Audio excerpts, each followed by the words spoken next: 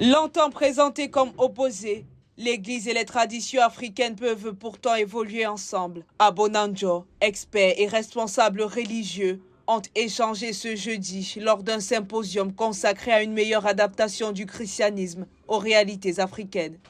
Pour plusieurs spécialistes, il n'existe pas d'opposition entre l'Église et la culture africaine.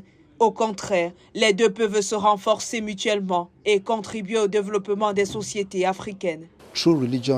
La véritable religion est celle qui est révélée par la parole même de Dieu et qui par conséquent ne laisse aucune place au conflit en son sein. C'est pourquoi ce symposium a été organisé pour présenter la vérité du Christ en lien avec la culture, que l'Évangile explique de manière simple. Les échanges ont également souligné la nécessité d'une lecture plus africaine de la Bible afin de rapprocher le message chrétien des réalités sociales, culturelle et historique du continent. Le message de l'Évangile doit être traduit d'une manière que les gens peuvent entendre selon leur contexte.